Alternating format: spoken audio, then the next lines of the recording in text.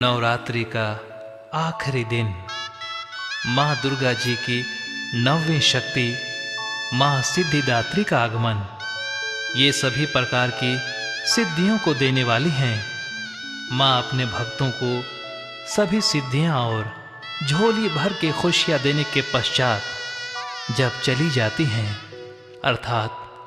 जब नवरात्र का समापन हो जाता है, तो सब कुछ पा लेने के बावजूद भी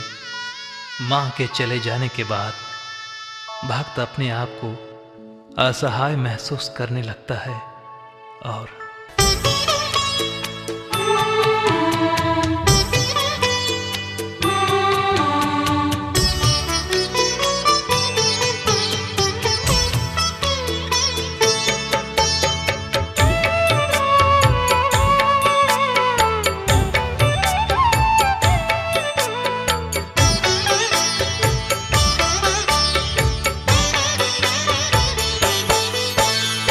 हमनी के छोड़ी के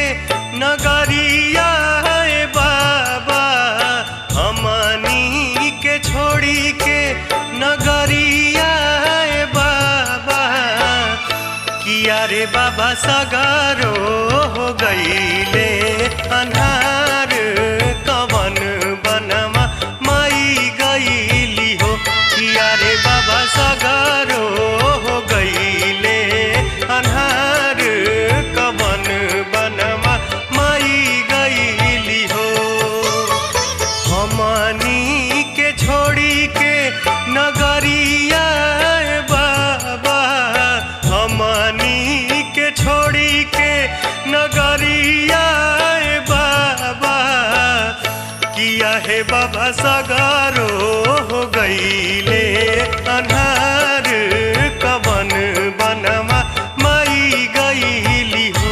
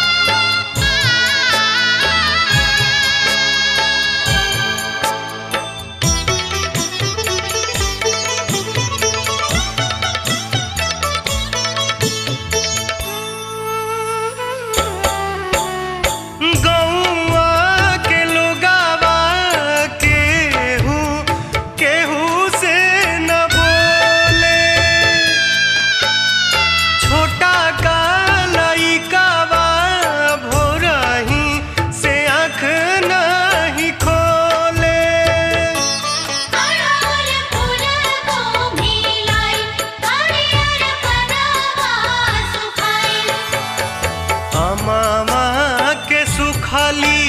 पतैया बाबा, मामा के सुखाली पतैया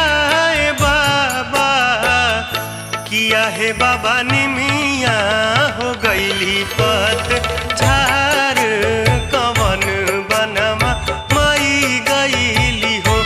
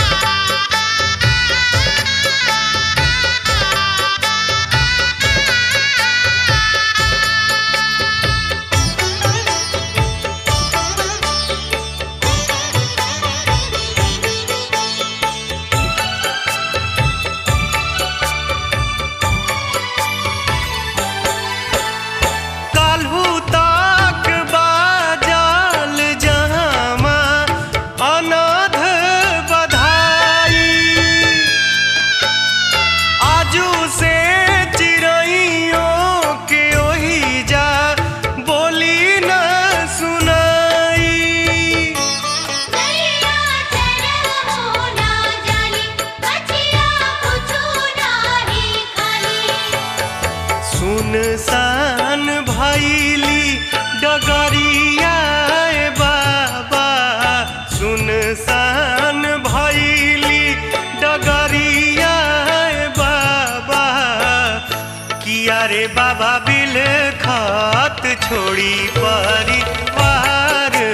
कवन बनवा माई गईली हो।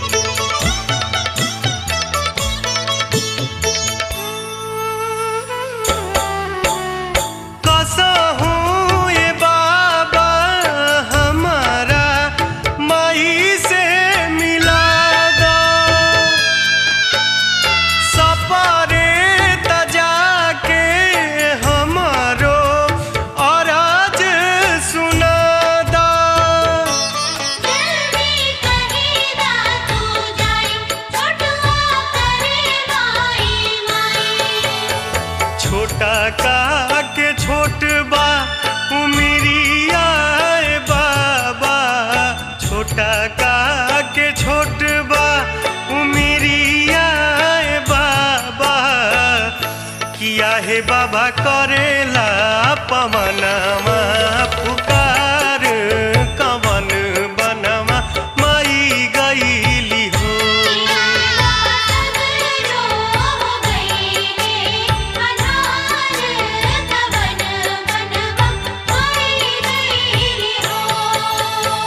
हमनी के छोड़ी के